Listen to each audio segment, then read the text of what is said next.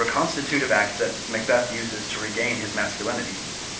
So I think that clearly in the play Macbeth, male-on-male sexual violence, albeit symbolic, is a restorative means to regain one's masculinity. That's all I have now. I plan on having a paragraph about sexual violence in the military, in prisons, in fraternities, Catholic Church, and then I want to have a couple more paragraphs, which I don't really even know about, but I want to use this time now as kind of like a collaborative conclusion for this paper. So what I think I want to talk about in the conclusion is what can we do to change the definition of masculinity, and also to help people who have been hurt already under this system. What do we do about this problem? Also, I totally want to hear questions, comments, critiques, because this is a work in progress. I think we should clap for your paper.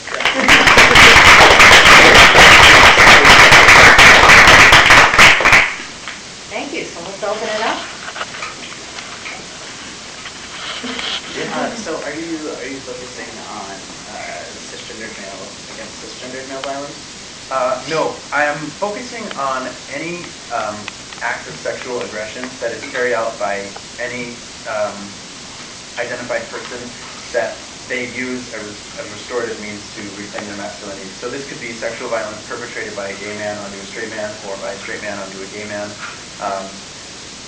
cisgendered, transgendered in any way. Although I really feel like this is more common for heteronormative cisgendered men, because gay men and trans men and just queer folks in general, obviously don't follow the normative description of what it is to be masculine. So I think it's way less likely that they would use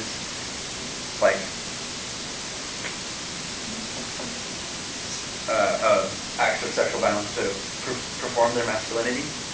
But as I was saying that, I could also see that happening just as often. So yeah, I'm curious about that last part, because I would imagine that folks who are getting called faggot all the time, or trans men, might be more inclined to reassert their masculinity in that sort of way. Yeah, definitely. That could be true. Yeah. Thank you. Thank you for your paper. I went to the American Men's Studies conference, and there was a faculty member that was saying a very similar thing to what you were saying, and this is mind-blowing. The idea, although she has some other aspects, she suggested that sexual assault was an accident of patriarchy, which that was the wording that she used, and she said the people who did what they did were intentional about what they were doing. They intentionally did that, but she called it an accident of patriarchy, and that because we live in a patriarchal society, men feel like they have to reclaim their masculinity, and they are taught to reclaim their masculinity in whatever way possible. And so it's very interesting. I was just it connected on very awesome levels, and I would like to get you in touch with her. And what's her name? I have her card here. I just got back from the conference. Even more helpful than you intended. I have her phone number, her address. So I think that it's interesting, because I think that the idea that masculinity, hegemonic masculinity, creates this ideal of, or this box that almost makes it an imperative to enforce your masculinity, and especially with you talking about feeling powerless. Sorry, there's a lot going on. Yeah, this topic is really fascinating, because the more connections you make, the more you see how it becomes I found myself having an outline, and then that outline just kind of exploding into this big nebulous cloud of patriarchy, male sexual violence, Catholic Church, crazy stuff going on, and it's a thank you for this part though. That's awesome. Have you read Leon Eisler at all? No. I'm reading Sacred Pleasures right It's a really like system. With all of she's combined a lot of like scholarly work from pre-historical studies and more current sociological and cross-cultural studies, and she talks about violence between men and women as sort of a result of different societal structures, and it might sort of apply. Yeah, what was her name? Rion Eisler. Her last name is Eisler. Cool. And then the other thing I just wanted to say is I really appreciated your part on sort of sexual function and dysfunction, how that's related to masculinity, because I think that's something that's even less talked about, even among sex-positive people. I think there's, I listen to a lot of podcasts and read a lot of homosexuality-related books, and even that is something that I think a lot of people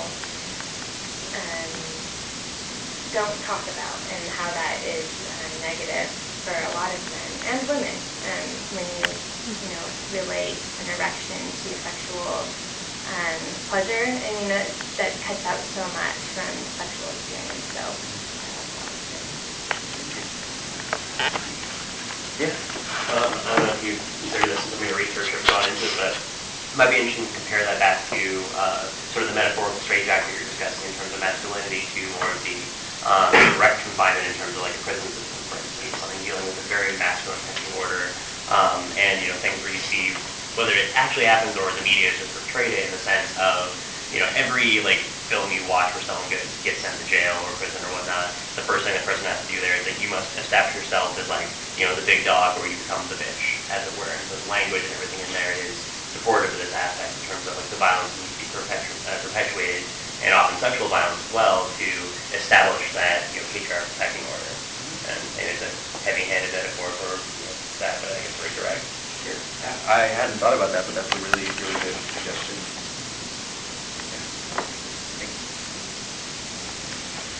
So as like a cis dude who's like thought critically about what it is to be masculine and like how I've been gendered by society, I guess like maybe this might be more of a personal question, just as like I'm sure someone else that's thinking about this. But how do we really create a positive form of masculinity without completely abandoning it? Because that's something that I've kind of like thought about, that it's like what it is to be masculine is so defined by that it's like I don't know. I just felt like you have to completely abandon it. Yeah. And I don't know. Like, how do you think about this thing? I think that's a really good question, because, you know, masculinity is like an act. You know, it's like a performance, and it's like totally informed by our culture. But like, we decide what masculinity is not by like conferring and having like a roundtable discussion and being like, so what's masculinity this year? You know, Yeah. it's like a self-textual like conversation that isn't happening. So how do you change that? Like, I don't know. I want to find out. I want to like think about it, but I have no idea. I mean, like, Slowly. yeah. I want to bounce off that really quickly. Not to say that these sub-communities that we're going to talk about are perfect, but I think looking at sexual minority folks who express masculinity,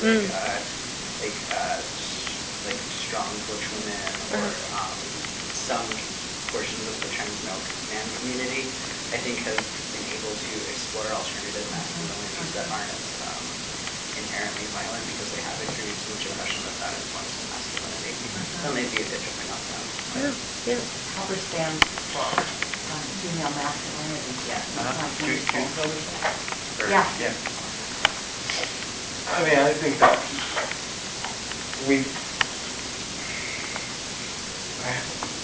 that I'll be back. I think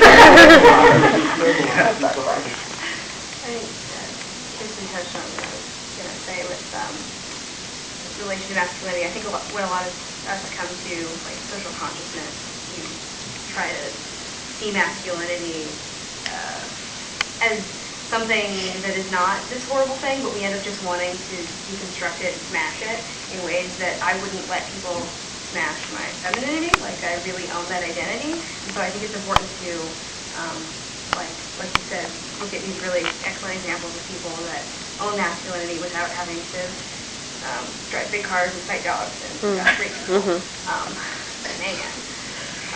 Yeah, I think I'm just going to second your notion.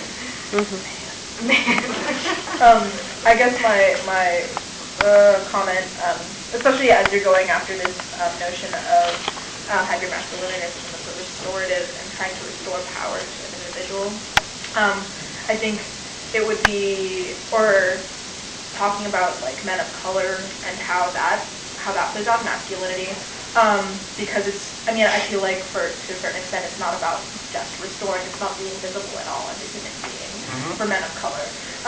And then that connects to, I think, with the prison industrial complex, because the prison industrial complex is a highly raped structure. So that language is put in place because of these other effects. And that's also applicable to trans folks, where masculinity or agency or identity is denied altogether. So looking to these aspects of hyper reality, hyper identity is like, it's the only other way to assimilate, or at least be made visible. So I think the book that I wanted to talk about was Racial Castration by David Eng. And I think it's a pretty dense book as far as, like, it covers a lot of shit in there. Like, you go from, like, there's a lot of things in there, but it's a very rich text, I think. David Eng.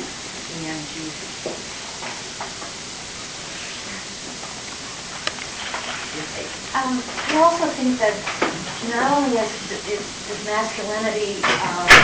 masculinity coded by race, it's coded by class. Upper class men express their masculinity in very different ways than working class men. So I think kind of physical prowess has a class valence on it.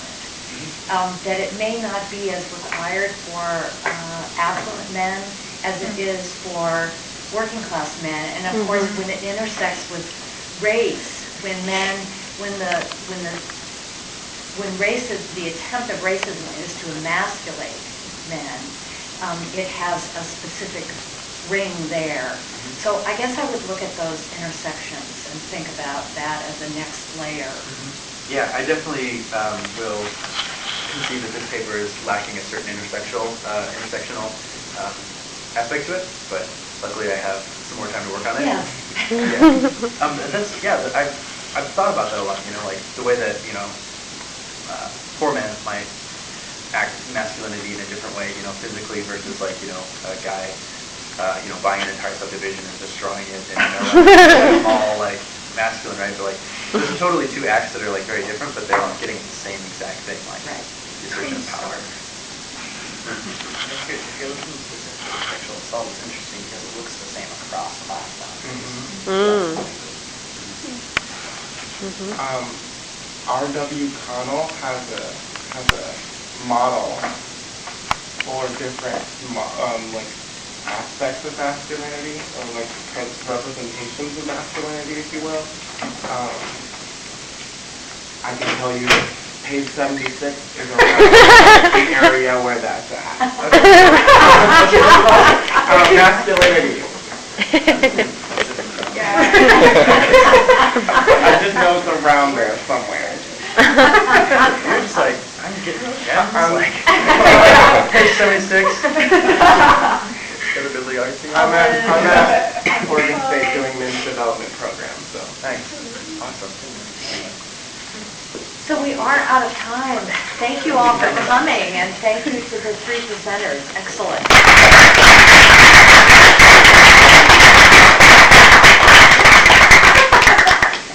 There is a reception at the Women's Resource Center.